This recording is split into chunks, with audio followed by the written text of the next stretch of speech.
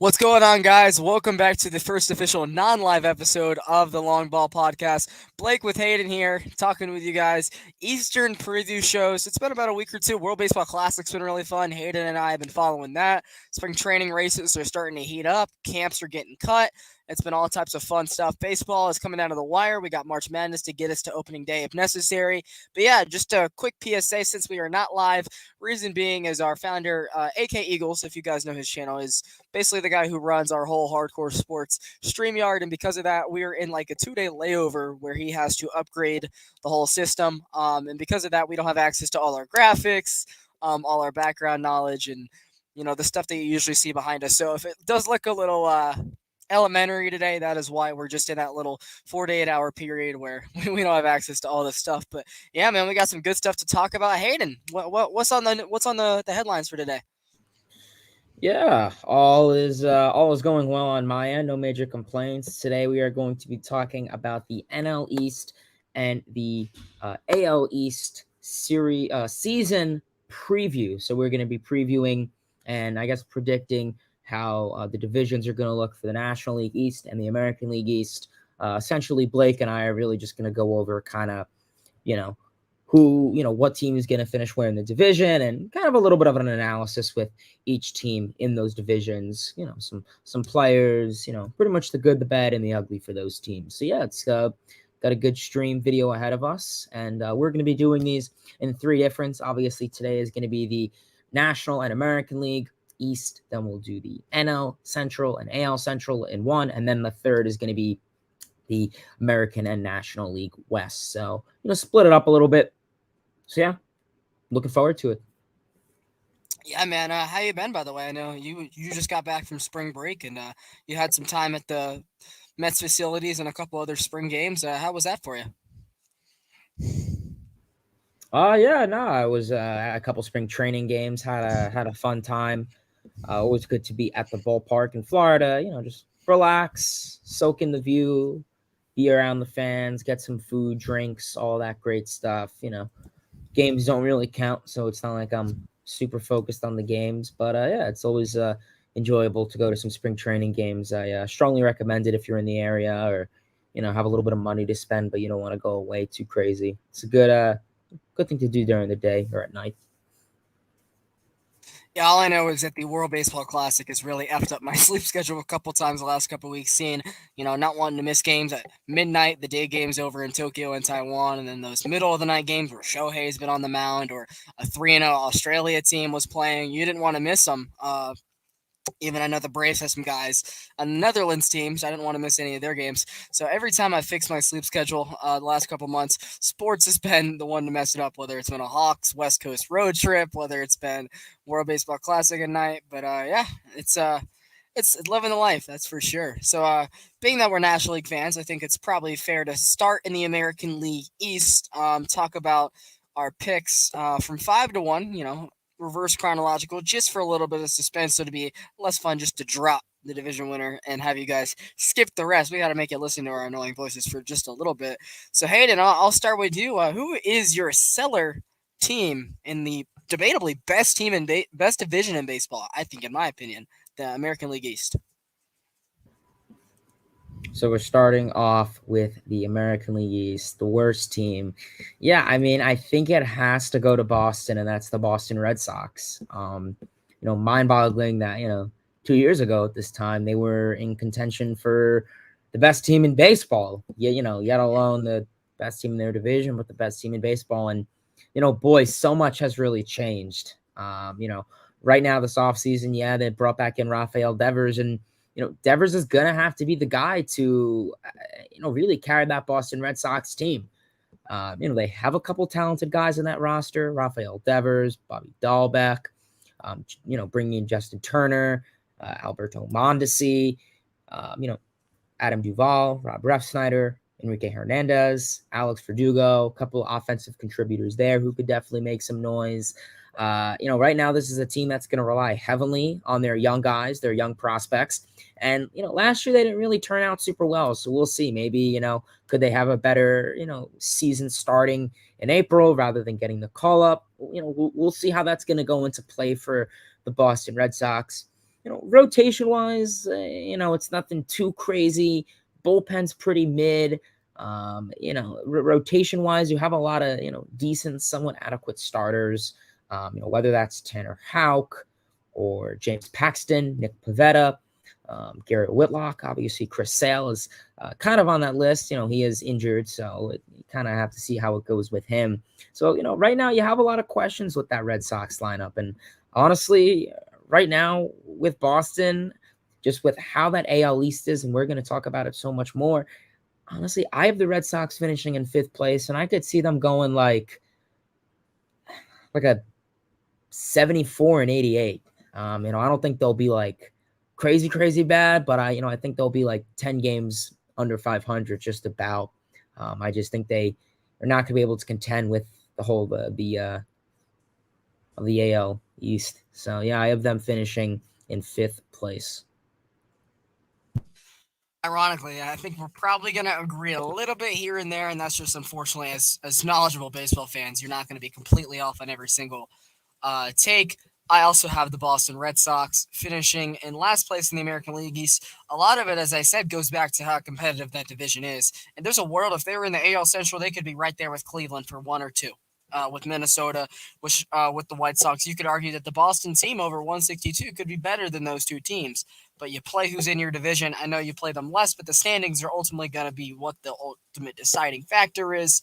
And yeah, we've talked about them so many times. They don't have a direct direction on where they're going as a franchise. They just won the World Series 4 years ago. They have the most World Series championships in this 21st century. But yeah, dude, like they don't have a identity at this point, where a lot of the guys from that 2018 team are gone. They're giving money out to certain guys instead of retaining ones that have been there for a long time and worked really well for them. They have a lot of questionable additions like the Mondesi, the Trevor Story injury has kind of put a halter on some things. I don't think Kenley Jansen's going to have a great year by any means with the new pitch clock, which, we're starting to see come to fruition here with college ball being a month in and spring training baseball being like 2 or 3 weeks in. I don't know how the guy's going to be able to adjust to that at his age. So there's going to be a lot of games they're not going to be able to close out. The starting rotation is kind of thin as it is. I don't really know how much longer they're going to be able to grab Rule 5 guys, AAA guys, and just kind of roll them out and expect a 4 ERA. And I know it's not really the day and age to use that stat anymore, but it's I feel bad for Boston, but I also don't, being that I think that we've had this discussion before. It's best for them just to go ahead and bite the bullet and rebuild. It'll only be a couple years. With how the division is facing up, it makes the most sense for them. They're a team that if they are in the right mode of rebuilding, they're going to be able to scout really well. They're going to be able to draft really well, and it ultimately won't be as long as people think. They're going to be able to keep with some of their cornerstones in the process, like the Devers and company. Xander really got away to San Diego for I don't really think any good reason. They could have paid him instead of shelling in all the other salary on the veterans that they decided to add. But yeah, this team could be a Chicago Cubs team of 2021, where if it doesn't work, crap hits the fan, and they might sell high on a lot of pieces. But if it's still in that category and they don't, man, you got to start thinking that Shane Bloom is going to be wanted dead or alive by the Boston people. He's just not the same guy he was in Tampa at all. I mean, who knows? This division's so good they could shock us and be second place like they were in 2021 because it was similar that year. They didn't have a lot of prospects. The division looked so good. They're going to finish just over 500 in 4th place. They were 2 games away from the World Series. Led 2-1 in a series against Houston and lost home field at Fenway, and that was the ultimate decider. But yeah, and I think it'll be a pretty long summer for Red Sox fans, but don't worry. The Celtics got you to June, and your Patriots are making moves. Psych. But we'll see. The Bruins and Celtics are definitely still the place to be in town. All right. Who's your 4th place team, Hayden? Yeah, coming in 4th, and like I said, this is going to be a very close division. So, like I said, some of these win-loss records are going to be, a 2-3 game difference. And coming in at 4th place, I have the Tampa Bay Rays. I think the Rays are probably going to go something around the lines of 83 and 79. So, just a couple games over 500. And, I get it. The Rays are a team that always use these Moneyball analytic mentality, rely heavily on their farm system. But, the Rays are coming off of one of their worst off seasons in the league, losing a ton of talented players while gaining not much in return. And I feel a lot of the projections have the Rays doing somewhat mid just because of the mentality of Moneyball and having the guys in the right situation. But you look at that roster, and I'm looking at it now.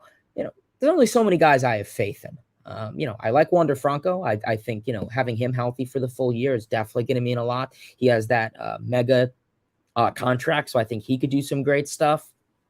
Randy Arozarena, Tampa Bay favorite. He's obviously going to be doing some great stuff. You have a couple other guys, Isaiah Paredes, Taylor Walls, Manuel Margot, Harold Ramirez. So, yeah, I mean, like I said, you have a lot of good guys in that mix. Brandon Lau, he could definitely be hitting, 20, 25 home runs for them.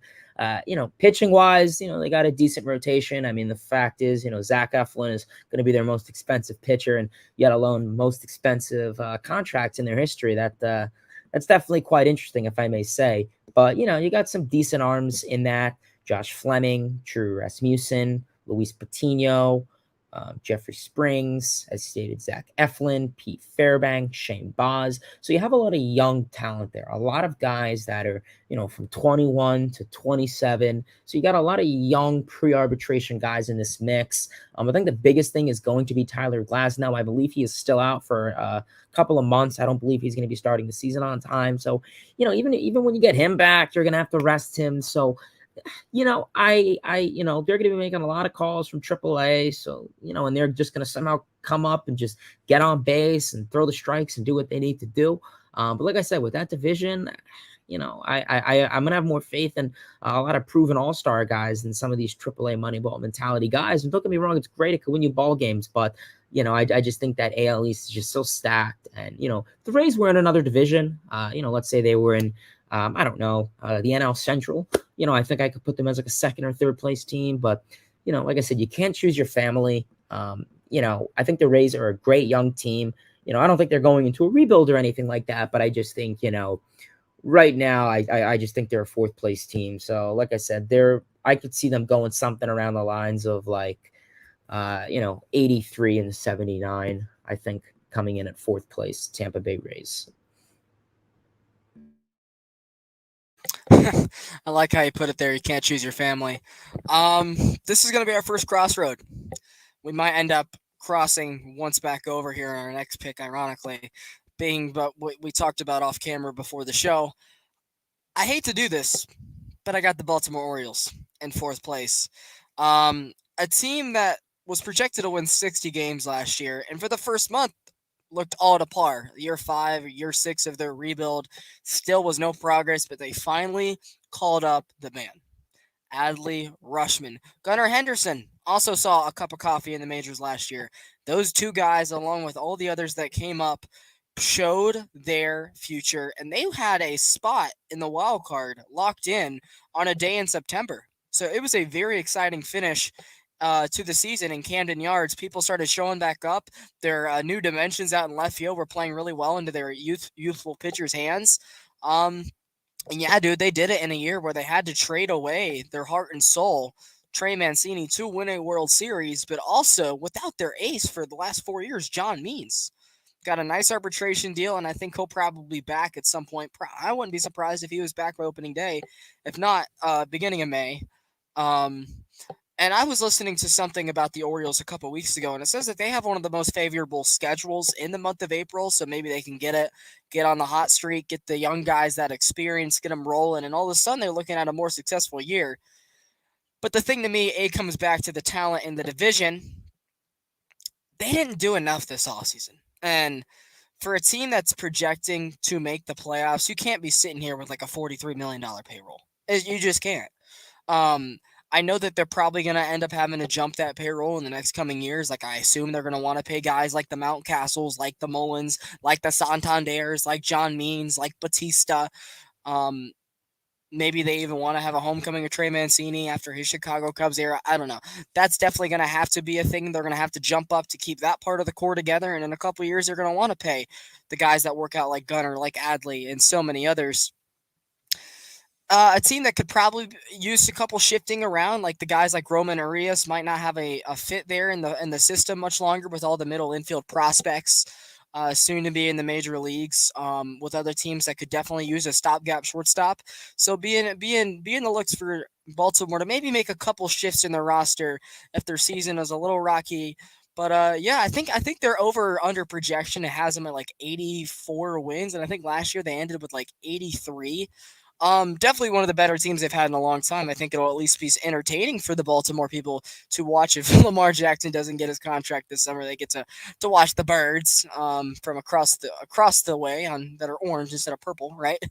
So yeah, I got them fourth place, but I wouldn't be surprised if they still finish over 500 with the balanced schedule and how competitive the division is. So yeah, go birds. Um, Third place, Hayden, you're back up on the clock. Yeah, coming in at third place, I'm gonna have the Baltimore Orioles, and I think they'll go 86 and 76. Yeah, like you said, I mean, the Orioles have gotten a lot of hype recently over their massive rebuild. I still don't think the team has all the pieces together, but I think this team is going to rely heavily on two young guys, and you name them, Adley Rushman and Gunnar Henderson. Both of those guys made they got their first reps in the bigs last year. Rushman got called up, around May. Henderson got called up like the last month or two of the season. And, they had pretty good seasons. I mean, Rushman got hot. And, now people are talking, is Adley Rushman, a top 3, top 5 catcher in the league right now. And I think you can make the case for that. I think offensively and defensively, he can qualify for that. And, right now you look at this Orioles team, they have a lot of guys who could really be some great offensive contributors. Like I said, I'm expecting big seasons from Gunnar Henderson and Adley Rushman. I think these guys are going to be all-stars. I think they are going to hit, anywhere above an 850 OPS. I mean, these are two talented guys. You've been hearing them, top prospects and all that stuff. And I think this is going to be the year where they really break out. Like I said, so many offensive contributors, and there's a lot of guys who could just break out for this team. You have so many pre-arbitration guys who could just break out. And like you said, these could be big years for these guys that want to get locked up on deals. I think Rushman, Gunnar Henderson, two young guys. And then, you're dealing with, your Ryan Mountcastles, your Austin Hayes, Cedric Mullins, Anthony Santander's of the world. Keep in mind, Cedric Mullins, that was 2 years ago, had like, what he didn't, I think he went like 20 for 20 or 30 for 30. So, we'll see if he could do something like that again. The Orioles offensively are a pretty decent team. Like I said, I mean, the dimensions, obviously, moving out the wall is going to result in a lot of more extra base hits and triples and some sort. So that'll be interesting to see how that goes. Could benefit them when they're for their pitchers. But, their rotation isn't horrible either. Bringing Kyle Gibson this offseason, I think he'll be most likely the opening day starter for them. The pitching staff's okay. I don't think it's like, a top 10 or arguably even maybe a top 15. You can make an argument, but I think it's somewhere around that. Last year they relied heavily on their veterans coming in big in that rotation. And, you have a couple young guys. So you got Cole Irvin from the Athletics. You have Dean Kramer. Or Kramer. I think he'll have a pretty decent season for them. He could be this, sub 3 ERA type guy, to use a basic stat there. So, if you could see some good stuff from their rotation, I don't have a whole lot of confidence in their bullpen. I know their bullpen was pretty solid last year. I'm not crazy about it. I think you have a couple guys in that mix who could be, in and out of the minor leagues. There are plenty of minor league options, so you could kind of, move them back and forth. But like I said, I think it's going to be an interesting year in Baltimore. I wouldn't be surprised if they start off the season kind of slow. And then maybe, come in June, July, be a second half team, get this big, goal, like, win their 15, the last 20 games, something like that. I could see, like I said, I don't think the Orioles are going to be contending for the division. I still think they have some more pieces to build, maybe coming the deadline, if, they're playing, 500 ball or 5-10 games above 500 ball, maybe they make a big splash at the deadline and, get some solid arm or whatever weakness that they need to address. Cause there's going to be a weakness for them, of course, but yeah, I think the Orioles, are going to have an interesting season. I think they'll be probably contending for that wild card spot, considering, you have the extra wild card. You have the extra playoff spot. So I think teams like the Orioles are going to benefit off that. So yeah, I have the Orioles finishing in third place, 86 and 76. And yeah, I think they're going to have a really interesting season and surprise a lot of baseball fans. See, this is where our crossroads going to continue. You want Tampa fourth, Baltimore third. I had Baltimore fourth, and my third place team in the American League East, the Moneyball Tampa Bay Rays. I'll try to say a little bit differently than what you had. I think this might be the best team they've had since their 2020 pennant win. I know it's only been 2 complete seasons since then, but the Rays slumbered in last year with 87 wins with a team that was rattled with injuries. Like, just a team that didn't deserve to make the playoffs, found a way. They a lot of people were shocked at the Austin Meadows trade right before opening day, and Isaac Paredes just turned out to be an absolute demon for them last year. Wander Franco had a very much sophomore slump after getting the big payday from a team that doesn't like to pay guys all sorts of money, but a guy who didn't really see much time on the field last year. So you got to think that he's due to bounce back a little bit. You still got Randy Arozarena, and he looks great in the World Baseball Classic as of recently. So you got a lot of hopes for him and what he's planning to do this year. I mean, Yandy Diaz, they like the launch angle fix that he's been able to make, and I think that he might be in quality for an extension here sometime soon. They were able to get rid of some of the guys that weren't really cutting it for them, and they look more like a serviceable baseball team than more of a funky Kevin Cash's, clown car. They got rid of Brett Phillips, who was great in moments, was just ultimately not what they needed to push the needle. Kevin Kiermaier was one of the hearts and souls of that franchise for a long time, finally was able to find a new home within division in the northern part of North America, so they'll see him quite a few times this season. Mike Zunino, who's now in his 30s, has had two down years back-to-back. They are rolling with Christian Bethancourt, former Braves prospect, who I think is a perfect guy for the Tampa Bay Rays, a guy who can start, a guy who can catch, a guy who can play middle infield, a guy who can play eighth inning bullpen role. That's the reason they traded for him. He fits every single thing they love to do down there. So, yeah, I mean, they got a couple prospects, a couple guys that are in the bullpen that you haven't even heard of. And usually if that's the Rays, that's a scary thing, and that's a bad thing. And that's the thing that's going to work out really well for them. They handed out their biggest contract in franchise history, 3 years, $41 million to Led Zeppelin, Zach Eflin himself, a guy who'd finally come into a good role last year, solidifying the back end of that Phillies rotation. If they're signing him for 3 years, they see something in that guy. And that's scary. Jeffrey Springs and Drew Rasmussen looked really good last year. They're kind of taking over for, Ryan Yarbrough now being gone. Corey Kluber is now officially continuing his AL East tour elsewhere. I think he's with Boston this year. So third team in 3 years, he's going to retire with an Oriole at this rate. Yeah, dude. And I think Tyler Glasnow was definitely the news they didn't want to hear, hearing that he was supposed to be back for opening day and having just another Cy Young quality candidate in the rotation who I haven't even mentioned, Shane McClanahan, yet. Like, you get Tyler Glasnow in there, like, the rotation might be 5 and dive, but you got McClanahan, Glasnow, Springs, Eflin, Rasmussen. That's a good rotation.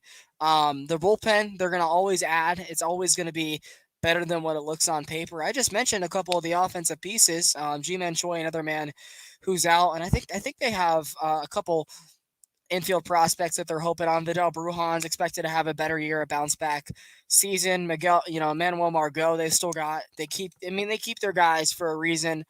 I think this is going to be a really feisty team. I think they're going to be a lot better than they were last year. I don't know if they crack 90 wins. I might put them under in that, but I do think they make the playoffs, similar to what they did last year. I think they do score runs in their playoff games this year, and I have them as a very good third place team in this stacked AL East division. All right, partner, it's back on you. I know this is going to be a tough decision, but I'm willing to hear it out. Let's see if we align. Yeah, so coming in at second place, and I really do think it's going to be really, really tight. And I'm going to go the Toronto Blue Jays. I think they'll finish second in the AL East, and I think they'll probably go 96 and 65 or 64. 96 and 64, if my math corrects. 96 and 64, I think they'll go. Blue Jays are a very talented ball club. They haven't quite exactly won a playoff game in quite some time. And I think last year's results are really going to spark a lot. Rotation-wise, let me just pull up their rotation quickly. My apologies. Rotation-wise, you definitely got a pretty adequate rotation, in my opinion. Having guys like Chris Bassett, Jose Barrios, Kevin Gausman, Alec Manoa.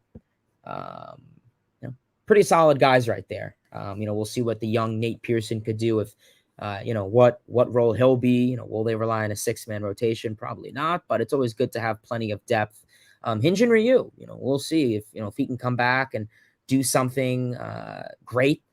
Like I said, he was a Dodger and then he got hurt and just never really was able to get back to his old self. So we'll see, can he get somewhat back to his old self? Alec Manoa had a phenomenal season last year, broke out big time, was an all-star, dominated, went out there, he was consistent.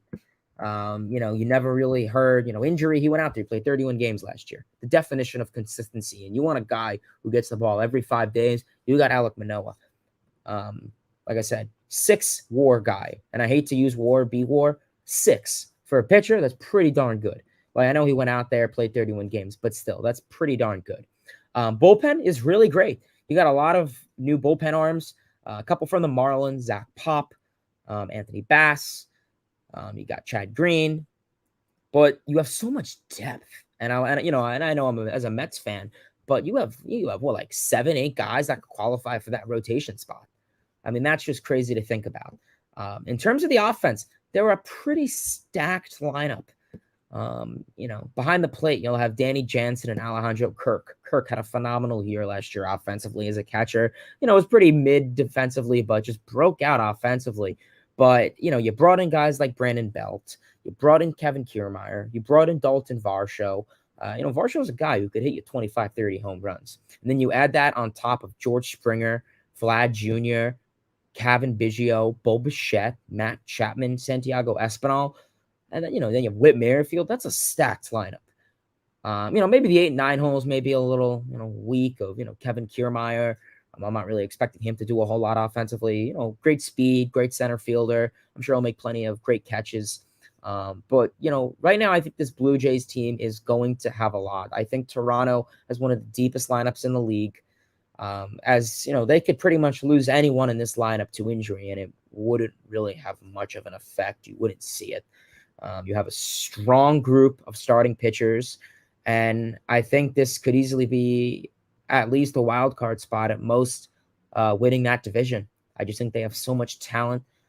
Talk about a 5-tool player. I think this is a 5-tool team. You have the speed, you have the athleticism, you have the power. So Toronto, I'm expecting big things from them. I have them coming in second place, winning. What did I say? I said like 996 and 66 or something like that. I think they'll probably go something like that.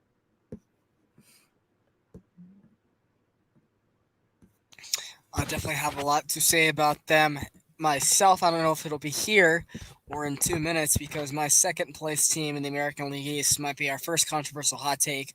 I'm willing to stick with it. We're a small pod. Who's going to hurt us at this point in time? Hayden, you ready? My second place team in the American League East is the New York Yankees. What's up? What's up? I don't know. I just wanted to hype you up. My second place team.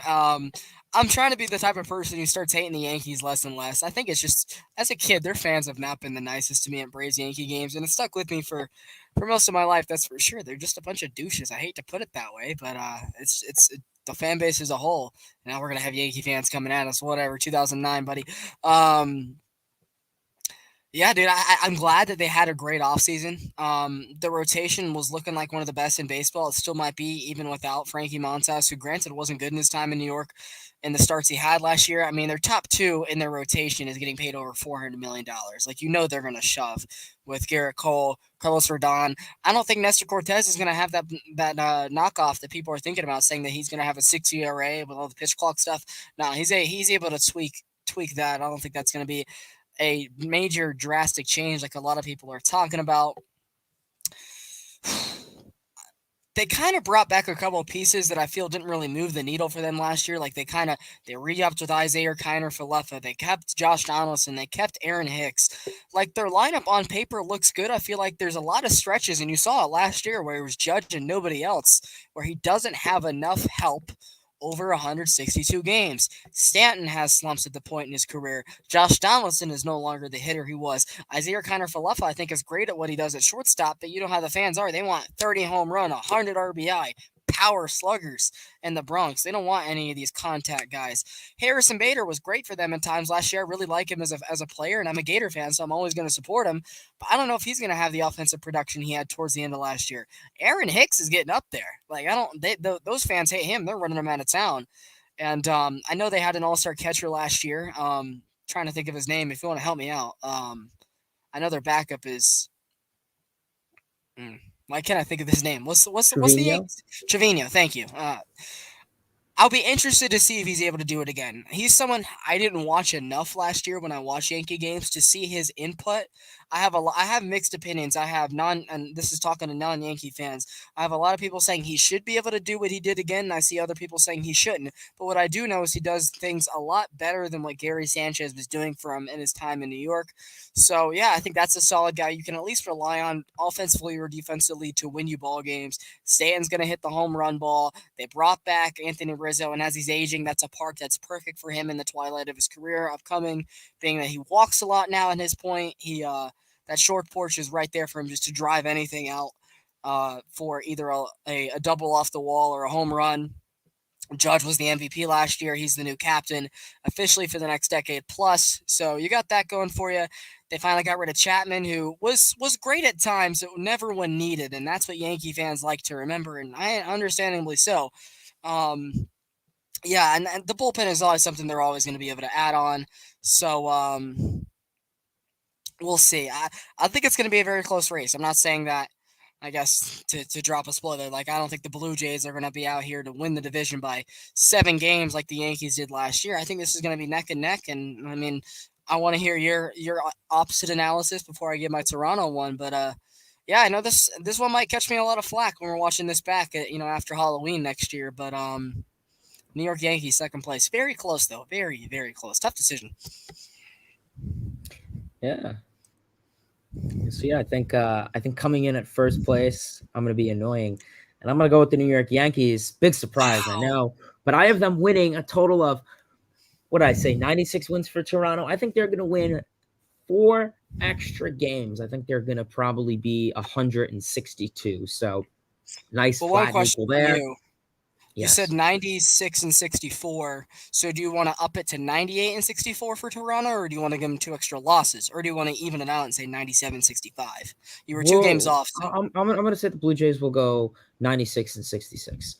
So I have the okay, four Yankees games. going 100 and then 62. So yeah, I mean the Yankees I think are going to gain a 1 extra win compared to their last year record. Ooh. And the Yankees right now, I mean, we're seeing the consistent thing. They get to the playoffs, and then a team called the Houston Astros kicks them out. They haven't won a World Series since 2009. 13-year championship is one of their, I want to say that maybe their longest, or one, Definitely. I don't know if it's the longest, but one of the longest. And they Wow. were quite aggressive this offseason. I mean, you brought back Judge on a mega deal, named him the captain. You brought in Carlos Rodon to help that rotation. There's going to be a lot of questions going into this season and coming out of spring training. With a lot of their prospects, Anthony Volpe, Jason Dominguez, Oswald Peraza, and Cabrera as well. Forgot to mention I them. think I think the Yankees have a really good shot when it comes to it. I think when it comes to the rotation, I think they have arguably one of the best rotations in baseball. I mean, you look at Garrett Cole. He's a guy who's dependable. He goes out there. I mean, he threw 200 pitches, 200 innings. The last couple years, back to back to back. You don't see that a whole lot in baseball. Say what you want about Garrett Cole. He'll have 2 great starts, and then he'll get absolutely rocked the next start. The long ball's an issue for him, sure. I get it. He plays at Yankee Stadium. He's gonna give up a lot of home runs. His metrics on Baseball Savant when it comes to barrel percentage and extra base, all that stuff, it's not going to look great. I get it. He's going to give up a lot of power. He's going to give up a lot of hard contact. But then he's also going to have amazing starts where he gives up 2 hits and strikes out 10. Garrett Cole rolling that rotation. He brought in Carlos Rodon. He's going to be the nice lefty of that rotation. Obviously, he is not going to be there for the beginning, which I think is going to be a massive blow for them. So, who's going to replace him in that? You got Luis Severino below, ace level stuff, Nestor Cortez, ace level stuff, in my opinion. But then, there's questions, who, are you going to go with Clark Schmidt? Going to go with Domingo Herman? The 4-5 spot in that rotation is going to be of question. And I think that's the only thing I would critique of the Yankees. Bullpen wise, I think they got some good guys. Clay Holmes, I don't think he'll quite have the first half of what he did at all. I'm not really expecting him to be super great, but he's a guy. You have Jonathan Loaizaga, Michael King, Wandy Peralta, Lou Trevino. They got him recently, so he could be a nice little addition to that. So, I think Aaron Boone has relievers he could depend on, essentially. When it comes to the lineup, like I said, you brought Aaron Judge back to that big contract. You name him the captain, and Yankee fans are happy. Do I think he's going to hit 62 home runs? I don't know about that. The projections are not super crazy on his power and home runs. Maybe something around 40 to 50, I think could be a little bit reasonable. I'm not crazy about the lineup. Like you said, Aaron Hicks is going to be that left fielder projected, and for now, for now, coming, June, July, is that going to be the case? I'm not crazy about it. Harrison Bader, I could easily see him being a guy who breaks out and then easily being a guy who just sucks. Josh Donaldson, he's up there in age. I question his abilities. Gleyber Torres, was expected to be this great player, never really came out. Anthony Rizzo, he's on the decline defensively, offensively. His launch angle is going down. His ground ball percentage is going up. He's going to probably bat like 220 and give you 30 home runs, 20 home runs. You need more than that. The only really two guys that I would say, oh, yeah, I trust these guys are Judge and Stanton. I think those are going to be two guys who are going to carry this team with power. Can they be healthy, though? That's the question, is can they be healthy? And we saw last year. We saw them healthy, and look what they did. They made history. So can they repeat that? Can they carry this lineup? I worry this is a team that is very heavy on home runs and strikeouts. You saw with the Phillies, and you see with a lot of lineups around baseball, you need table setters. And do the Yankees have those table setters? As of right now, I don't think so. The ones they do, the fans don't like. And that's why I bring up the question of, Oswaldo Cabrera, Peraza, Jason Dominguez, Anthony Volpe. Are those going to be guys that are going to be, starting to shuffle out? The older guys, your Josh Donaldson, your Aaron Hicks, coming June, July, if you're not seeing results from those guys, they're doing great on the bench, you're great in AAA, you're going to make a phone call up to Cashman. And I think that's the possibility. But I know I'm talking bad. I know it's like I'm sounding bad, but no, I still think they're a great lineup. I still think they have the pitching, they have the lineup, they have the power. And like I said, you're not going to be facing the Blue Jays as much. You're not going to be facing the American League East as much. They're going to be playing more games against the Nationals, the Marlins, other bad teams. And I think they're going to annihilate them. So I think that's really going to help them out. So yeah, I have the New York Yankees coming in first place, 100 games, 62 losses. Two things before I get into the Blue Jays. A, I'm watching just the beginning of the Dominican Republic, Puerto Rico elimination game in Miami, which is an absolute scene right now. So the Marlins could be, if they were to ever figure things out in the future and maybe knock down one of our Giants that we have built in front of them. But man, Johnny Cueto, what a first inning he just had. He just fooled MJ Melendez, Lindor. He just struck out the side almost immaculately. So that was electric to see. So I wonder how that game's going to go. I'm sure you'll tune into some of that after the show if you get a chance. Secondly, about the Yankees youth, that's the part I didn't mention. Like I'm really high on some of their. I'm really glad that maybe they left out some of these veterans for one more year, just so their farm is ready to take control. Like Oswaldo Peraza, like Anthony Volpe, Jason Dominguez looks great so far. He looks like everything of what they expect him to be so far early in his projection. So that's really good to see. I don't know if they have any pitching prospects. If they do, I guess we'll come to know them at any point in the future. But also, like, the Yankees are an organization where their prospects, I guess they're similar in the Braves, where they might not be accurately rated because of how their major league depth is set up. And maybe these guys come up and sneak up on you, and they turn out to be the completers of the roster. So we'll see. I don't know if they have any pitching guys up their sleeve. I think they could probably use a little bit of depth there, whether it's the pen, whether it's the starting rotation, because it just seems like the Yankees are a type of team that can't avoid injuries. I mean, we're sitting here on March 15th, 2023, recording this. We already have two guys that are going to be missing time for them opening day that were supposed to be long-term starters for them this season. And their bullpen, Clay Holmes was injured a crap ton last year. Tommy Kahnle is back, and he really did nothing with his time in LA since leaving the Dodgers, or since leaving the Yankees originally. Chapman, when he was there, was never healthy and was never there when absolutely needed most. No, he's now Kansas City's problem, but I guess a lot of that comes back to Aaron Boone. And if he has another underwhelming season, I get it. Like the American League, the Astros are just a giant to get through. So I know Yankee fans, because of what happened over the years, want to get past that team so badly, and they're a fan base that only accepts winning and nothing less. But I wouldn't be surprised if they had like a second place finish, or a finish that you're talking about where they just get run over by the Astros again, and they can Boone. It's just the ultimate way that they run things up there, and we'll come to see. I think they're definitely going to be a good team. It's just, are they going to be as good as fans want them to be? That's always the biggest challenge for the Yankees. But anyway, enough about them. Now I'll do my little mini rant on the first place champion. I got the Toronto Blue Jays, a team that has a lot to prove this year. They are behind schedule on their rebuild. I think it's fair to say. They have been in a, I don't know, win now mode since probably late 2019 when all their guys came up. They were just short that year. 2020, they made the playoffs extended, whatsoever. That's a season that's kind of in the drain, and maybe that hurt them a little bit. But 2021 had a great, summer. They finally got to move back to Rogers Center, towards the end of that season, and they were just short of the postseason. They got some of their guys locked down though. Like Bichette is going to be avoiding arbitration. I think Vlad has his money. They got Chapman for another year or two before that third base prospect they drafted in 2020 comes up. I'm looking at the roster here, as you said. Like a couple years ago, the Blue Jays' problem was pitching. And in the last couple years, they've addressed it. Like they had a Chris Bassett from your Mets, a really nice guy who I personally like. You say Kikuchi is a guy that they're planning on bouncing back, and he's looked so good in spring training so far. Take it with a grain of salt, but the adjustments he's been talking about have so far come to fruition. Alek Manoah looks like a long time Cy Young candidate.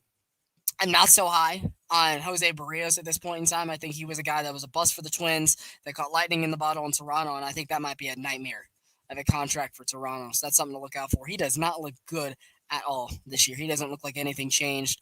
A guy no one really talks about is Hyun-Jin Ryu still there. I think he has a chance to maybe jump someone like Jose Barrios, or a prospect that just isn't cutting it and has to get sent back to AAA. So we'll see what they do with him. Yeah, they got the bullpen help a couple years ago. The pin looked bare back there, but they stole Chad Green from the Yankees. I like the Yimi Garcia signing. I know they're not all from the same point in time. They got Anthony Bass and Zach Pop from the Marlins, and anytime you can poach a couple arms from them, they're usually going to be able to do you good if put in the right situation. Eric Swanson, they made in that trade with Seattle, who of course broke their hearts last year. Brandon Belt is an interesting name. A guy, him and Whit Merrifield are just kind of there off the bench. Two veterans that can get after it any day, can play a lot of positions, might be able to, since they have a limited role, might be able to turn back the clock a little bit with the competitive atmosphere. I'm not saying these guys are going to be all-stars, but guys that are going to be able to do their job and Blue Jays fans will come to love over the summer, and wish they had them longer than what they will. Kevin Kiermaier, a lefty that's going to be added to their lineup to kind of stabilize some things, help their defense out there as well. Two things that they absolutely needed. And same thing with Dalton Varsho. Like, I guess an interesting thing to me, I know they traded a little bit of their catcher depth. I think they had like 5 major league caliber catchers like a year or two ago. One got DFA'd because of a story. We're not going to get into that. You know exactly what I'm talking about, the now Red Sox catcher. And they traded I can't think of the name off the top of my head, but he's now with the Diamondbacks. He was in the Dalton Varsho trade. So I'll be interested to see if Alejandro Kirk and Danny Jansen both have good years, if they have another catcher that's serviceable at AAA, if they're willing to trade Danny Jansen to a team that's really desperate for a catcher to get something back, whether it's a major league piece and another prospect to keep retooling their system. That'd be something I look out for, because I don't know if they're going to be able to keep both these guys long term.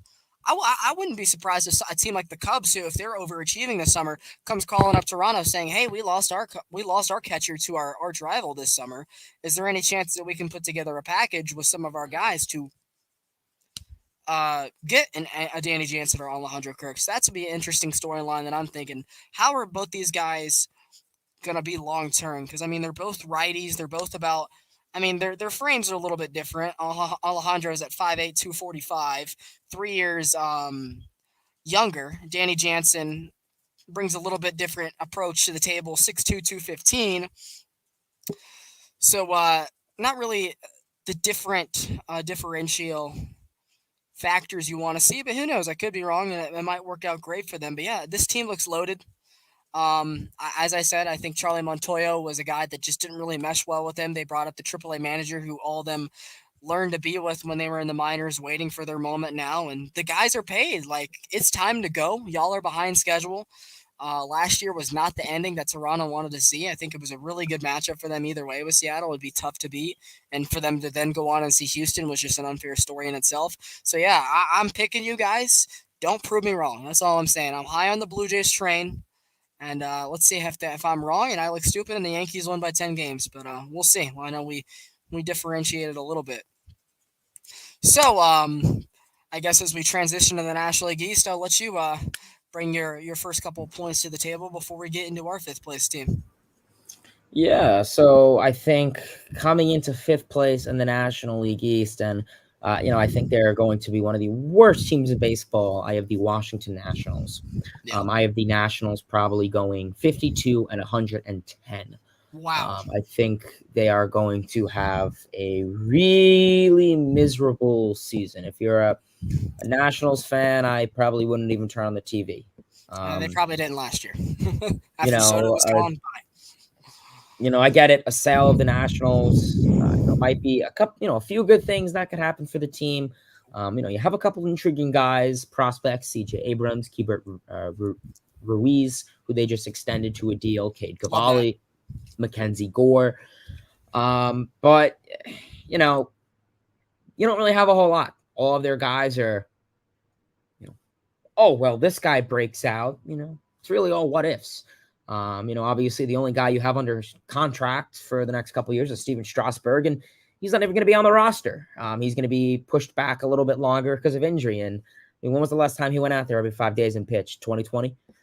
So I mean that's been a disaster of a contract for another day. But right now you really don't have a lot. I think rotation wise, they're one of the worst rotations in baseball. You have one of the worst pitchers in baseball, and Patrick Corbin. No offense to him, of course. Josiah Gray may be an interesting candidate to see how he goes. I think he could develop down the line, maybe give him another year or two. Likewise goes for Mackenzie Gore. Bullpen-wise, you got a couple intriguing guys. I think Trevor Williams could be an interesting name. Erasmo Ramirez. We'll see how they go. Kyle Finnegan, a.k.a. Pete Alonso's son. Of course, I had to say that. But yeah, in terms of roster, in terms of the offense, and you got Dom Smith, you brought him in. We'll see how he goes in an everyday role. A couple other guys, Lane Thomas, Alex Call, Brennan Corey Dickerson, Victor Robles, he's still rolling out there. Carter Kieboom, Luis Garcia, Jeimer Candelario, CJ Abrams, Keibert Ruiz, of course.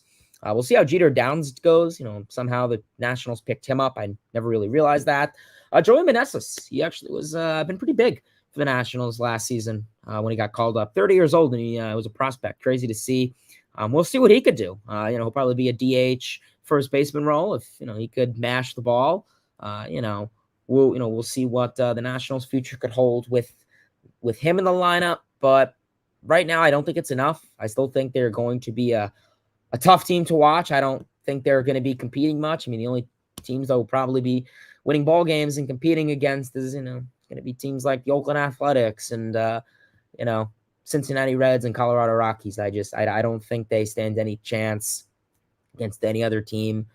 The only division they probably wouldn't finish last in is the AL West, and that's with the Oakland Athletics. So, I don't really have much hope for the Washington Nationals this year. Bullpen-wise, they're not horrible. I think they have a pretty decent bullpen, but can't really win many games with the bullpen. And I wouldn't be surprised if a lot of those bullpen arms get shipped at the deadline. So, it's going to be an interesting year for the Nationals, kind of just rebuilding, see if they could speed it up. I don't, maybe 2024, 2025 could be their year where they start being competitive again. But unfortunately, I have the Washington Nationals finishing in fifth place at 52 and 110. I should have came a little bit better prepared with the records. So That's my bad, but I have them in the same spot, fifth place in the National League East. But I do have them at 60 plus wins. I think their over under is at 59 and a half. I mean, the team's got to win like what, 8, 9 games a month pretty much because the season's 6 months and change. I think that's very feasible for them. The talent isn't there. But I think Nationals fans aren't mad at it, being that they went balls to the wall and they did win a World Series. They got it at the very end of their window, and I think they're absolutely happy with that. They tried the retool thing in 2021. It didn't work out, and they got some good prospects back in exchange. The Juan Soto thing kind of came out of nowhere last year. I thought that maybe he'd be a building block for them to continue with. But honestly, if they were going to do that, they should have extended him, a year or two after he got to the big leagues. It got too long, and they got too bad to the point where he's like, I want out of here. So Nelson Cruz, of course, was out. Josh Bell is out. Like a couple guys that were stopgaps for them. I'm pretty sure what's his face? They had a second baseman, Cesar Hernandez, go to Detroit as well. But yeah, to talk on the pitching staff, like they just got so unlucky with the Patrick Corbin and Steven Strasburg situation. Like guys that were healthy when they paid them. Like they brought in Corbin to maybe entice Harper to coming back to DC, but also say, you know what, we're setting up a future without you. And hey, they won a World Series that freaking season. And the guy had, the first 2 years he was healthy, 2019 and 2020 completely went off the rails the last 2 years. And thankfully for them, there's only 2 more years to eat. So this might be the last season of him in the nation's capital. They may be able to DFA him at this point next year, eat that last year's salary. You and I have talked about how it's a lot easier to DFA guys with 1 year left in the deal over 2 because the money is less rolling over. I mean, yeah, Carl Edwards Jr. out of the bullpen, ew. Hunter Harvey out of the bullpen, ew. Steven Strasburg, same thing. Like, this guy was the MVP of the World Series, pitched 3 starts in a 7-game series, shoved in all of them, was a huge factor in them winning that title, was a Nationals legend even up to that point, up there with the likes of the Ryan Zimmermans of the world, and they paid the guy like they should, and his arm just went to jello. And those two guys is really what hindered a lot. So I feel bad for them in that point. The Kiva Ruiz extension I like. A guy who doesn't strike out a lot, gets on base, one of the toughest hitters in that lineup. I know there's not many there, but came over in the Max Scherzer trade a year or two ago. So I really like that extension for them. CJ Abrams, another guy who doesn't really have a chance to compete in that San Diego middle infield anymore. He was competing with prospects like Jackson Merrill of the world, but then also with them getting Fernando back, still having Xander, locking up Manny Machado, Kim, and Cronenworth are a platoon. Like there was just no space for the dude. A Georgia native, he killed the Braves at the very end of the season, and I think he had success against the Mets. And those couple series we both played against them at the end of the year, he started hitting a little bit more towards the end of the season. So it'll be interesting to see if he continues to develop as he gets a full-time starter role with Washington, because the fielding attributes are there, but the hitting just has to come up a little bit. And I'm not so I wouldn't be that surprised if it didn't. I think that he still has a pretty good future. Your guy Dom Smith getting more of an opportunity this year. We'll see how that goes. Same thing with like Corey Dickerson. Had a good year with St. Louis, and they apparently thought it was lightning in the bottle. They said you can skedaddle, and with all their outfield prospects, it makes sense. So he'll have an opportunity to maybe play himself into a trade. Lane Thomas came over in the John Lester trade a couple years ago. He's been okay for them in moments, not really anything flashy. But a person you kind of talked over that I want to kind of mention about is Victor Robles. He and Soto grew up in the same town in the Dominican. They were supposed to, the Nationals signed them 1A and 1B, and they were best friends growing up across towns, competing with each other in that, the baseball tournaments they had. So him and Soto knew each other their whole life, and they're like, we like you, and we want you to be part of our core. Soto has been everything of it. Robles looked like a great player his first couple of years, and not the same player as Soto is, not this potential 300 hitter that hits you 40 home runs, MVP, knows the strike zone better than the umpires. He was a skinny guy, a guy who was a 7 or 8 hole, really fast, really good fielder, so almost like lightning and thunder. And the Nationals had him bulk up over that COVID season, and it lost him 2 years. It made him become someone who he absolutely wasn't. And you saw last year he kind of came back to what he was frame-wise before, but it's 2 years gone at the team he is now. Like, I wonder if that's just going to end up being an absolute waste for him. So, I'll be interested to see if he can bounce back. I know I'm rooting for him, but I'm not so high on Victor Robles as I was once upon a time. Yeah, the Jeter Downs thing is an interesting thing. I think he's another flyer that we'll see. Riley Adams, not a bad backup catcher for where the Nationals are at. Yeah, we're gonna need to see a little bit more out of their prospects in the rotation too, like Josiah Gray they got in the Houston Astros deal. They gotta see more out of him. He was really bad last year. Dodgers, Oh, I'm sorry, yes, Dodgers. LA. That's Yeah. that was also the Keibert Ruiz trade. I was thinking of the trade they made opening day a couple years ago where they got some reliever in return. Um, Same thing with Mackenzie Gore. He came over in the CJ Abrams Juan Soto trade. He didn't look good at all last year, but I think a lot of it is he's probably taking a little bit of advice from Patrick Corbin. You don't want to learn from this current Patrick Corbin. So keep him away at all costs. Kay Cavalli, Victor Arano. So, yeah, I think this is a team that might be able to sneak up on you, win 5 or 6 once or twice next year and get to that 60 win total that I'm projecting. But yeah, I think it's going to be a long year for the Nationals. But hey, they got the World Series a couple years ago, and Washington sports aren't great right now. That's the thing. I know we've been able to deflect and say, oh, we'll just pay attention to this team. Oh, we'll just pay attention to this team. Like the Capitals are the Redskins Commanders are one of the worst run franchises, and the Wizards are one of the most mediocre franchises as well. So salute to you guys from the Capitol, but this is what your future is. But you sacrificed it for a World Series. Sorry for the rant, but I think it was justified just to give the Nationals a little bit of spotlight, since I know we won't for the majority of the season. If you're ready, as Eddie Rosario grounds out, it's one and a half complete for Miami in that Dominican Puerto Rico game. So who's your fourth place team? I think I have a good idea. So yeah, coming into fourth place, I have the Miami Marlins, and Marlins lineup was pretty bad last year. Um, yeah, it was pretty bad. They relied heavily on a couple pitchers, and they still didn't even finish with a good record. And the Marlins are an interesting team. I could easily see them winning 85 games, but I could easily see them winning 70 games. And with that said, I think I'll meet in the middle, and I think they'll probably go like 81-81. I think they're a 500 ball club, most likely. I think that's their goal this season, is to get to 500 and above. That's their biggest goal, and then take on from there. We got a couple good guys this offseason, Luis Arias, Gene Segura, but still, I don't even think those two guys are enough to help out this lineup, yet alone, help this team produce above average statistics. So I think they're going to have to rely heavily on their pitching.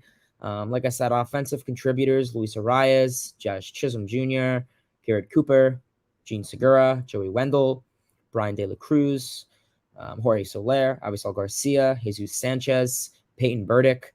A lot of young prospects is what they're kind of looking at right now. John Birdie, he could be a nice stolen base.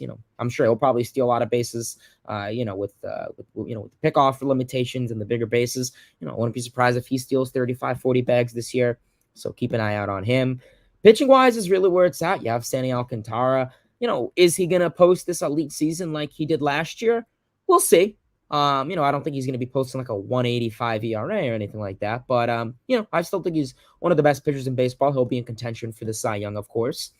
In terms of some other arms in that rotation, Jesus Luzardo, Johnny Cueto, Edward Cabrera. I think he'll have a really good year, Edward Cabrera. I think he'll break out.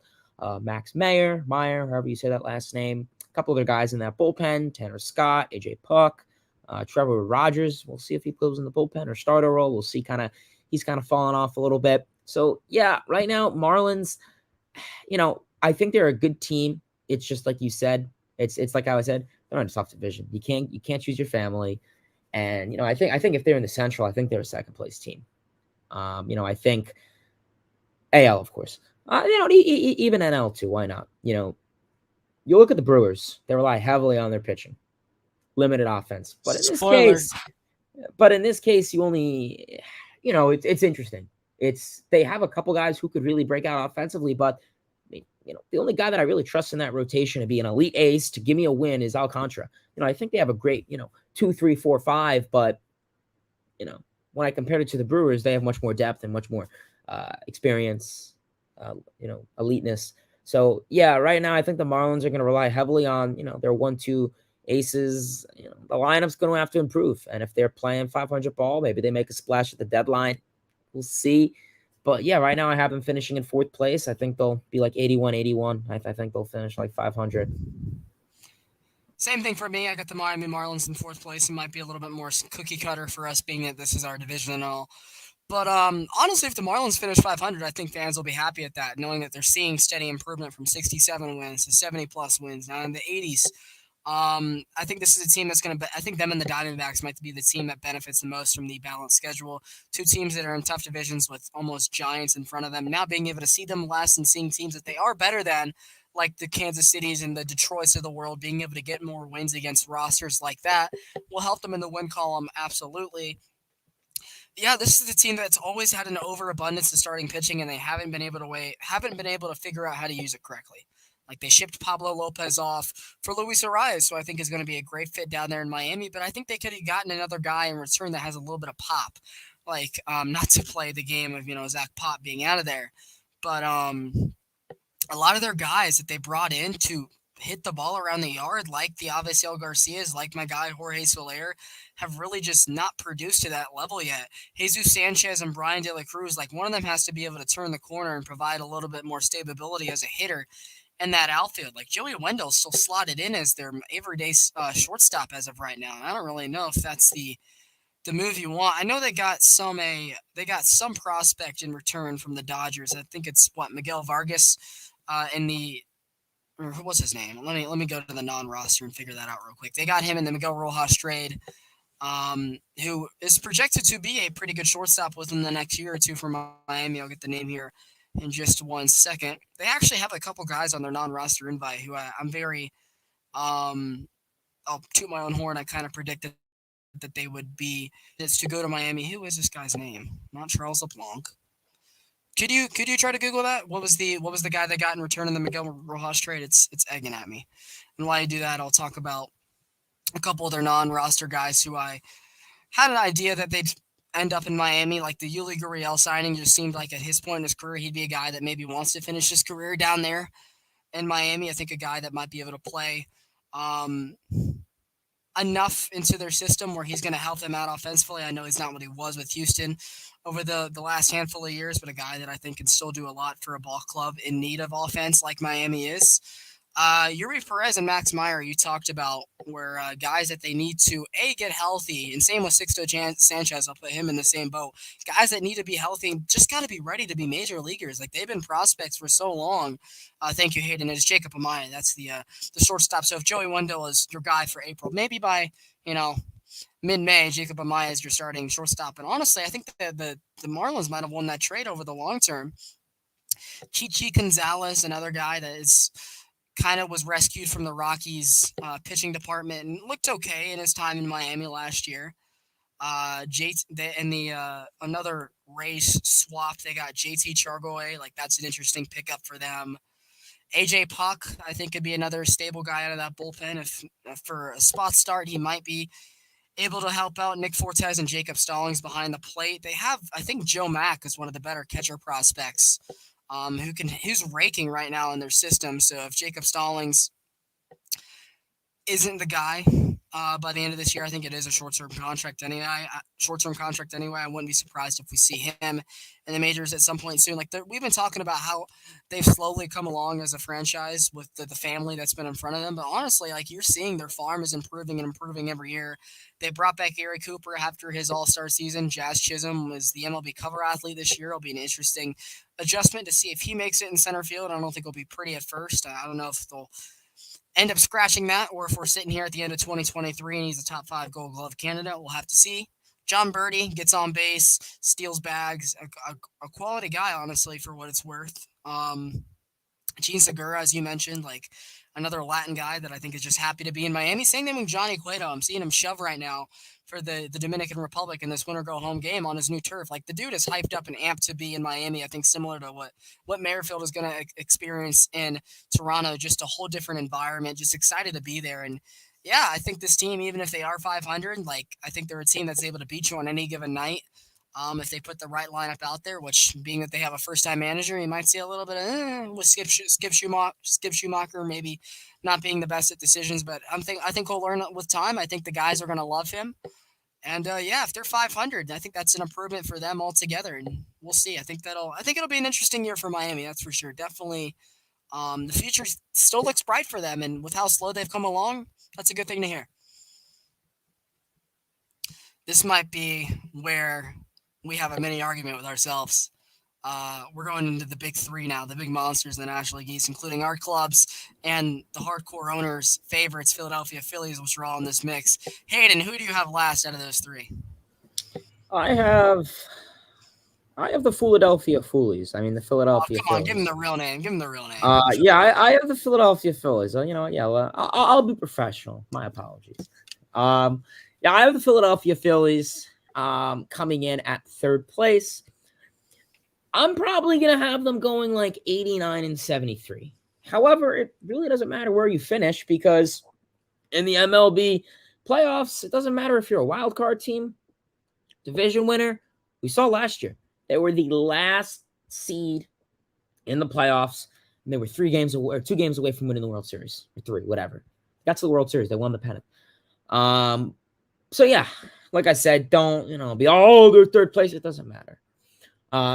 Phillies snapped their postseason drought last year, went on a great run. Unfortunately, couldn't get the job done.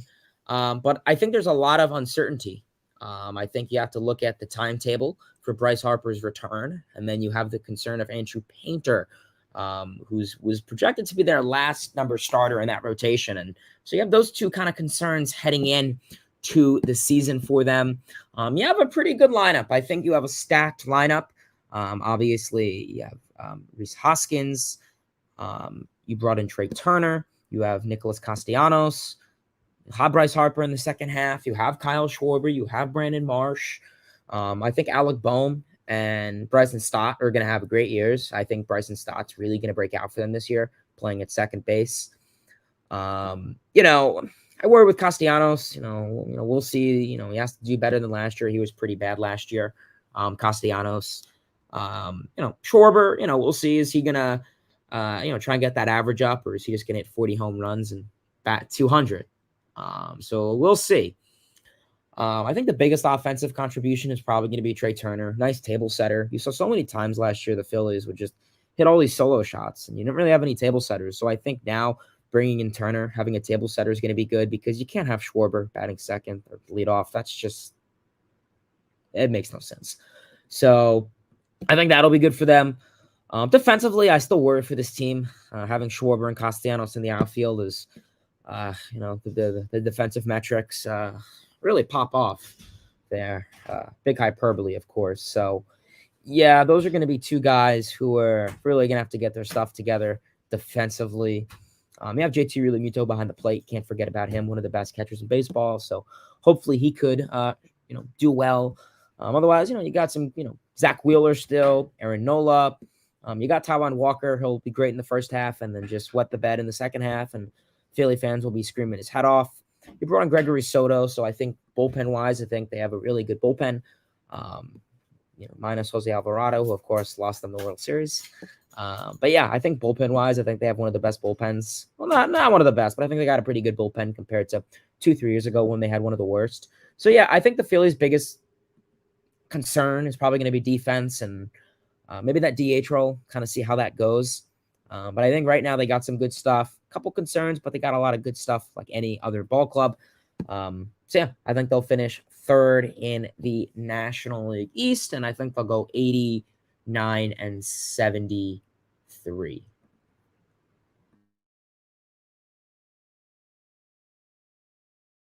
Yeah, with these teams, they're all going to make the playoffs.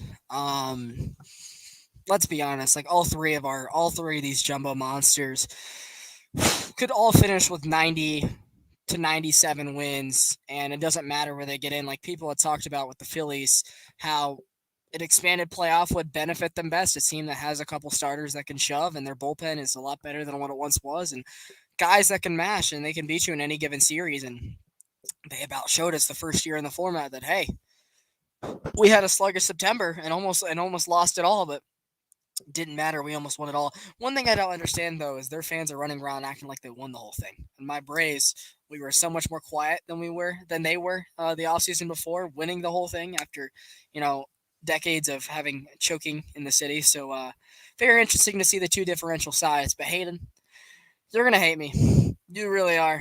I might again. Every team is gonna make the playoffs in these last three.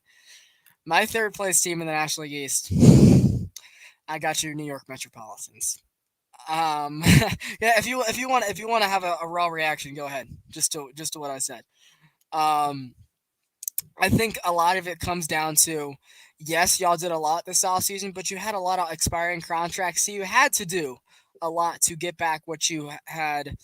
I know you're able to bring back Diaz, Nimmo, so it's not like you lost entire pieces, but you had to make all these transactions to keep your team where it was. And I think the Braves have kind of learned their lesson to, hey, we can't get out to these dramatic deficits at the beginning of the year, two slumped years where we were fighting back to catch up with you guys, and you guys, of course, were a lot better last year than you were in the 2021 season. And I looked at y'all's schedule, I looked at the Philly schedule, and I looked at the Braves schedule. The Braves have the toughest schedule in April out of all three teams. So I wouldn't be surprised if the Braves are sitting third come May 1st, even if they have an over 500 month in April, just because we see St. Louis, we see the Astros, we see the Phillies, we see the Padres all in the first month, and that'll be a a rough start, but maybe we get them out of the way, kind of like we did last year. Anyway, I'll talk about the Braves a little while later. Hint, hint. Like, your prospects, I'll give you props on this, have looked great this spring. Vientos has been balling. Mauricio has come out of nowhere and has been balling.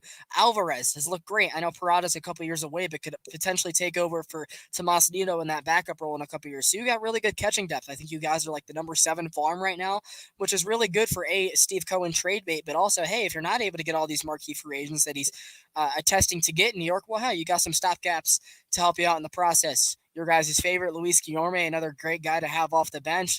Lindor has been that man for a couple of years now in Cleveland, and now Mr. Smile in New York finally came into his own in the sophomore season. I hope to see Matt Olson do a similar thing for us this year. Brett Beatty has looked super strong this spring. He looks like a dog, which scares me a little bit. And who knows? He could be an infielder. He could be an outfielder. All I know is he's going to be a productive player for the Mets. You still got Mark Hanna and Starling Marte for one more year. I'm sure that you'll probably end up giving them. Oh yeah, we'll get to the Florida Gator in a second, and I know you'll talk about him as well. I think you probably give either Marte or Canna a second contract. I think they're both free agents after this season, or is it after 2024? You can correct me. Ken is after this season. You have Marte for the next 3. Okay, so then it's really not even an issue. If Canna has a great year, you probably re-up him. If not, you got some pieces like Mauricio and Ruff and Vientos to take their space. Vogelbach was one of the first trade deadline acquisitions around the league last year, and he did a lot for you guys, and I think is a good fit for your clubhouse, that's for sure. Nimmo, your guys' heart and soul of the team, brought back, of course. I'm sure you guys are just like, get Darren Ruff off my team, and that wouldn't be too surprising if that happened sooner than later. Escobar, I think, is what on the last year of his deal was a shorter one, but guys' metrics show that he might have a better bounce back season. Kota Senga's the wild card for me because I don't know if he'll have a great season this year, but over the 5 years, I think he's a guy that is going to steadily improve. Being that he has, no major league experience. Gotcha. No major league experience. But he was really good over in the Japanese leagues. The ghost forkball. I'll be interested to see how teams catch up to that. But he could be like a Tanaka scenario where he's maybe not great at first, but over the 5 years is able to flatline, or not even flatline, steadily improve. And be a great steal as it's worth. But yeah, Verlander and Scherzer, I think it's inevitable. One of those guys is going to get hurt and miss some time. Like at their age, when they're healthy, they're going to be on. But are they going to be on all year? I don't really think you can say that. They're two guys that have both come off big injuries the last couple years over parts of their seasons, and I think it's probably inevitable that one will miss time. Quintana, I know, is already going to be out for you guys till about the All-Star break. You stole David Robertson from Philadelphia. Really nice deal to solidify some of the holes that Lugo and May left and replacing them. So yeah, a team that is going to make the playoffs. I don't know if Edwin Diaz is going to be as dominant as he was last year. Definitely in one of the top closers, but I don't think you can expect him to only blow one save again. That's for sure. I know you hate me right now. I'm sorry, but again, all these teams are going to make the playoffs, and I wouldn't be surprised if all three of these teams won 90 games. Um, so yeah, let's see. I guess here's the real moment of truth. Who you have in second before we want to ultra debate. Uh, who's the team that you have just missing out on the National League East crown? Yeah, I mean it's tough. I really feel it's hit or miss, and I think these two teams are literally going to get in. I think they're going to have literally a 1 game difference. Like I'm not last year. joking. I think it's literally going to be a 1 game difference, and and I'm probably going to go with the Atlanta Braves. I think I just kind of have to. As a Mets You fan, I know, understand it. I understand it. So Braves had an interesting offseason. I don't think they got any better. they didn't get worse though. Nor do I really think they got any worse. I would probably say they had a pretty mid off season. So the only really complaint is you lost Swanson and you replaced him with Grisham. And you want to compare it to the Mets, you lost DeGrom and you got a second, and you pretty much got 3 other starters. That's kind of my whole complaint. Obviously, I don't think that's the whole determination of where the Braves finish. I think they're a solid ball club. I think we have 2 great catchers behind the plate and Travis d'Arnaud, Sean Murphy. I think, Sean Murphy is probably going to get the bulk of that. And then, you go to the infield, you have Matt Olson, who had a pretty decent season last year, nothing too crazy, had some pop, but, the average, the strikeouts were definitely kind of a killer in my opinion. Move around the infield, Ozzy Albies, Austin Riley. I think Riley's going to have an MVP caliber season, no doubt. I think he'll get some votes. Move to the outfield, you have Ronald Acuna Jr., Michael Harris, the second. The DH, you have fan favorite Marcelo Ozuna. So, right now, I think the biggest question for the offense is going to be a sophomore year for Michael Harris, for Vaughn Grisham. And, you get to the rotation, of course. Technically. Spencer Strider. I'm curious to see how all 3 of those guys do their sophomore year. I don't think all of them are going to have a great sophomore year. I think any player in the league has a sophomore slump. Even the guy behind me had a sophomore slump. It was 2020, but still, it's the argument I'm trying to make. So I wouldn't be surprised if at least one of those 3 guys that I named has a sophomore slump. But yeah, I think rotation wise, I think they have a pretty good rotation ahead of them with obviously Max Fried. You have Colin McHugh in the mix. You have Kyle Wright. You have Charlie Morton. Of course, Spencer Strider. You have a couple guys in the bullpen. Obviously, Nick Anderson, Dylan Lee, AJ Minter. So yeah, I think it's going to be an interesting matchup. We'll see how Mike Soroka comes. I haven't seen that dude in a decade, it seems about. So yeah, I think it's going to be an interesting year for the Braves. I think they're a team that, definitely has some power, definitely going to be high on strikeouts, but, we see that a lot in baseball and those teams still manage to succeed. It's just when you get into the playoffs, you're going to have that mentality. So yeah, I think the Atlanta Braves have an interesting season ahead of them. And I think I have them in second place, and I think they'll probably be 162. So basically, you guys repeat the same record, and Yeah. we drop by 1 game, and that's it. I can honestly see that. I can honestly, and as a Mets fan, and as I completely understand your pick. So no hard feelings at all. I'll get into my second place team. You kind of talked about them already, and you were very very smart on the time. I didn't think this episode would run long at all, but here we are, talking at our butts about every team. So that's fun. Uh, you want to give me another private chat when you get a second on how much time we still have. The Phillies. A team that won the National League last year had a really slow start, just like the Braves did, and now added Trey Turner, who I think is the best shortstop in baseball, along with Carlos Correa. I think it's 1A and 1B. Their bullpen, which was very bad for them the last couple of years, like I'm going to give them their flowers where it's due. They fixed 2 big parts of their organization, and that was the philosophies of the bullpen, and they were able to add a lot of depth there, and they look a lot better because of it, and they were able to retool some of their prospects that weren't working out to complete the full cornerstones of their roster. Like their defense looked terrible last year. They went out and they got Sosa, and they went out and they got Brandon Marsh for prospects that weren't cutting it. They got the best shortstop in baseball, who is a lot better defensively, I think, than what Bryson Stott would be at that position. For an aging Gene Segura, letting Stott go to that position with a higher chance to break out.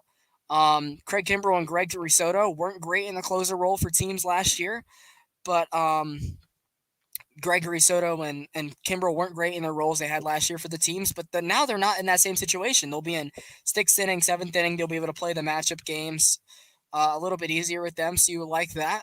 I don't know if they got Corey Nabel back or not, or if he's even signed. So I'm checking right now, and I don't see him.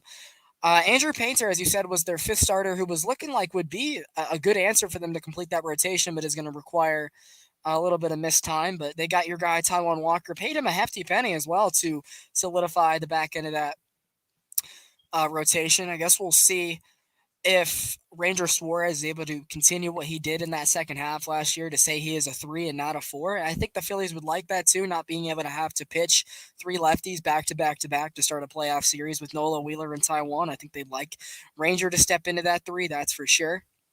Matt Strom was another big lefty that they're adding their bullpen to go with Alvarado, who they paid. So they got some nasty lefties out of their pen. I know Alvarado blew it at the end of that last season, but still a very good player in my opinion. He crushed us at many times. They're still high on some of their younger guys like Connor Brogdon, like the Dalton Guthries of the world. Josh Harrison's a really nice bench bat for what it's worth. Um, so yeah, I think they did a pretty good job fine tuning the roster last year, making ends meet.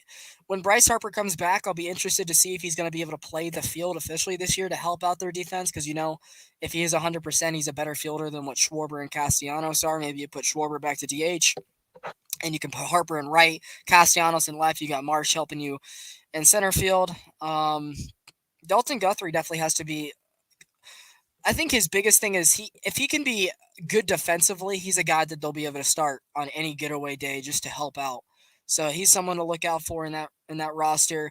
Garrett Stubbs and JT Realmuto, a pretty good catching tandem. JT Realmuto, debatably the best catcher in the league. Garrett Stubbs, as a lefty, was able to do some pretty cool things for them last year.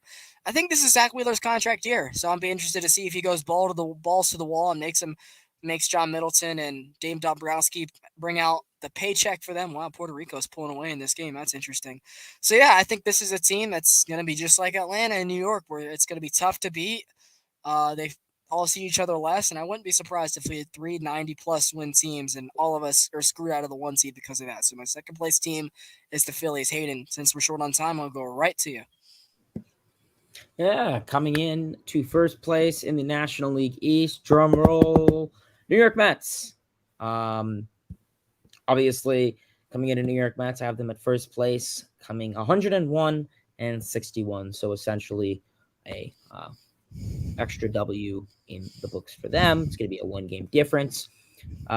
Steve Cohen, the Mets are going to be doing some great things this upcoming season. Had a phenomenal offseason, historical offseason. You did a lot. And, you have a whole roster around you. Just looking at the lineup, having Omar Narvaez, you replace him with James McCann. That's a W. I get it. Narvaez is not really this, big offensive contributor. Likewise with Nito, but you're just waiting for the prospects. So I'm kind of going to break this up. So obviously a catcher, Narvaez and Nito.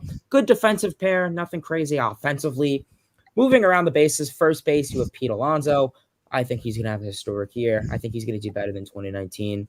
I think he's probably going to hit, 45, near 50 home runs. I think he's going to have a phenomenal season. He's going the other way. His average is going up. He's striking out less. He's walking more. Alonso is going to be a dangerous hitter. Second base, you got Jeff McNeil, the reigning MLB batting average leader. So I think he's going to do some great things. I don't know if he'll hit like 330, but I think he could still hit, over 300, 315 in between there. Great defensively, great offensively, slaps the ball. Not this home run hitter. Who cares about that? But he gets on base. I think McNeil's going to have a great year. Moving over to shortstop, you have Francisco Lindor. I think he's going to have another great year. I think he'll probably increase his stats and slash line compared to last year. I think he's a Gold Glove candidate. He's a great wins above average WAR creator for this Mets team. So I think he'll be doing some great things coming into clutch, helping out this team offensively with some power, of course, too. Third base, a little bit of a question. Are you going to go with Escobar? Are you going to go with Beatty? Third base is going to be that question. Is Escobar going to have a better season than last year? Projections are saying he is. It's his final year in his contract. It's projected he's going to have a much better season than last year. I think it's possible. And So we'll see how Escobar goes. However, we're coming into June and Escobar is, hitting 200 with 7 home runs. You bet I'm calling up Brett Beatty or someone else. Moving over to the outfield, you have Mark Canha in left field. Great on base percentage machine, gets hit by pitches, does his job. He's a decent table setter in the bottom of this lineup. Moving over to center field, probably the leadoff hitter, Brandon Nimmo, coming back on that mega deal. I think he'll be doing some great things. He's, hopefully if he's has a full healthy season under the books, expect him to, be a first-time All-Star. Death taxes of getting on base. That's what he's known for. He's known for getting on base. He's not a power hitter, just gets on base, and that's what I think you're going to see out of Brandon Nimmo quite a lot. And then right field, you have Starling Marte. I think he really carried this team big time in August when their offense was quiet. So I think he could be another great, leadoff or second guy in that lineup. DH probably kind of going to go with the Vogelbach. We'll see what Darren Ruff does. If Vogelbach could hit for some power, I think he slowed down. He lost some weight. I think he's capable of it. Obviously, Darren Ruff, we'll see how he goes. I wouldn't be surprised if Darren Ruff gets DFA'd and you go with some of the other guys. Like I said, the prospects: Vientos, Beatty, Alvarez, Mauricio. Those are the big guys in spring training. I don't think Mauricio is going to make the roster. I still think he'll get promoted to AAA. I think he'll start the year in AAA. I think Brett Beatty is probably going to be the only guy out of those I think that'll make the roster. If he does, I think he can make the opening day roster. I mean, there's only one roster spot open, and that's Darren Ruff's spot. So I think Beatty will take that spot, if anything. I think Vientos is still going to start the year in AAA, and then likewise goes for Francisco Alvarez. However, I think Alvarez will probably get a call up maybe June. Likewise goes for Vientos. Rotation-wise, you're stacked. You have one of the best rotations in baseball. Great duo of Scherzer, Verlander. Hopefully they could make, 25, 30 starts each. Coming into Kodai Senga, he's going to be a wild card. We'll see how he fares into New York. I'm not expecting Kodai Senga to be an elite pitcher, but I think he'll have a fair average season for the most part, sub-3 ERA type guy. We'll see how his forkball comes into baseball. Obviously, Jose Quintana is out until July, so that's really going to mean, is David Peterson and Tyler McGill going to slot into this rotation? Can they carry? I think they're capable of it. They've done it the last 2 years in replacement of Jacob deGrom, and, you want a lefty in that rotation, you put in Peterson and McGill. He's capable of it. I think these are their times to shine. You have backups in Joey Lucchesi, Alicia Hernandez, Jose Budo. You move to the bullpen, David Robertson, Brooks Raley, Drew Smith, Bryce DeOka. I think it's going to be an interesting. Of course, Carlos Carrasco in that rotation too. I forgot about him. But yeah, Diaz. Is Diaz going to have this crazy season like he did last year? We'll see. Relievers are streaky, but I still think he'll have a good year. Like I said, I don't think he's going to have a 1 flat ERA, but I think he'll have a good year. I have the New York Mets coming in for a big year, 101 and 61 first place, winning the division. Pete Alonso, Jeff McNeil, elite because I say so. And I love and we know so. Who do you think is going to be that one game that decides, the one game, the difference between Atlanta and the Braves? Some bullcrap game against the Athletics or something. Like game 153, y'all win in a doubleheader, we lose that day. And then boom, that no more of what it was last year where it came down to that stream that we did. It'd be interesting. I understand it, that's for sure. But here's your official picks right here for anybody that's wondering from 5th to 1st on each division. There's Hayden's picks, and I guess we're playing the homework card. Unfortunately, I hope we wouldn't both be that way, but ultimately I understand it. My first place team in the National League East, I got the 5-time consecutive, going for the 6-time consecutive, and I think it'll happen. The Atlanta Braves.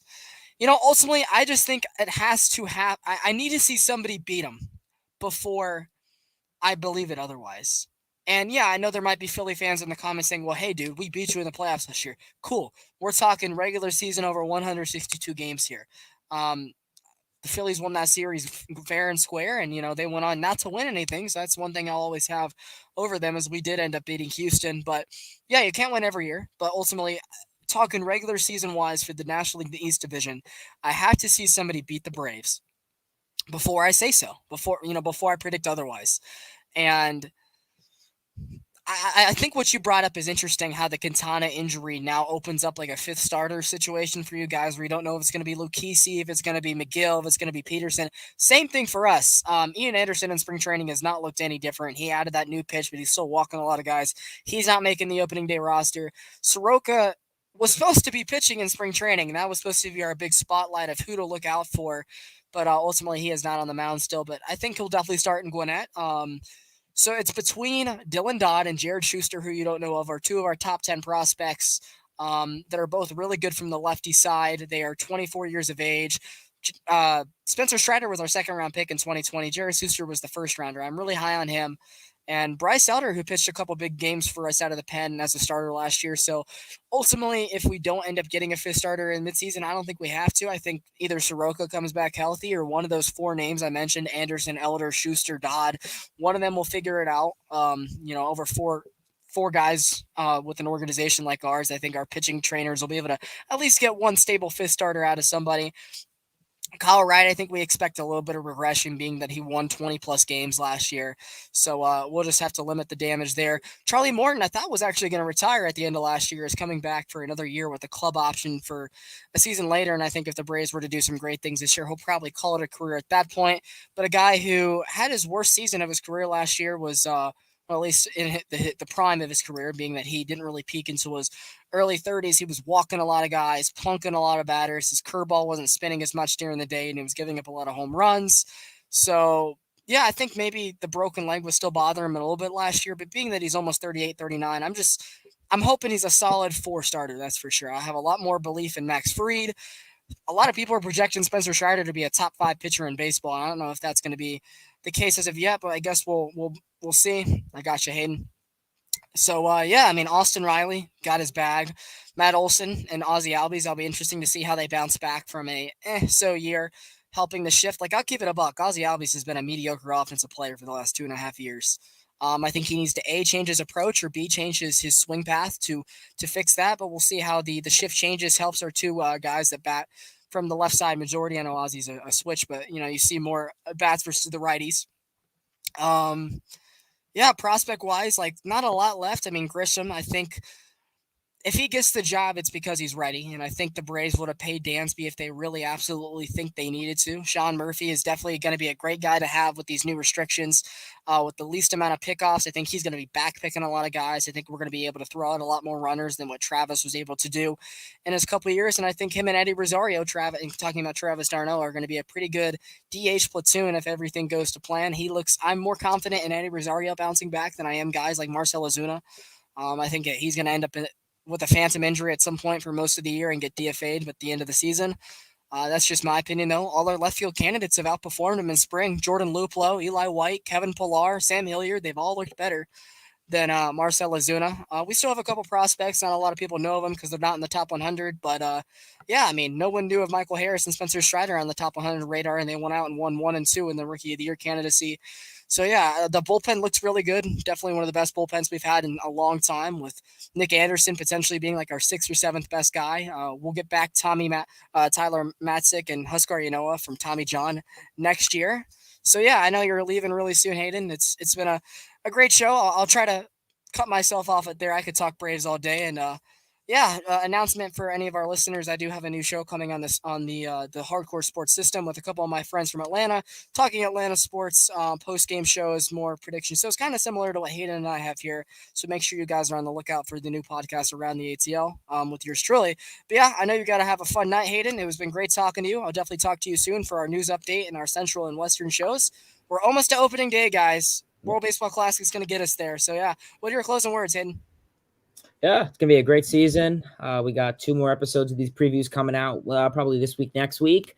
It's gonna be a great 2023 season. I'm excited. Mets baseball, Braves baseball, every baseball. Team USA. Let's go. Let's ride. I'll see you guys next time. Take care. Let's ride, baby. The Broncos fan in you came out. See you guys next time. See ya.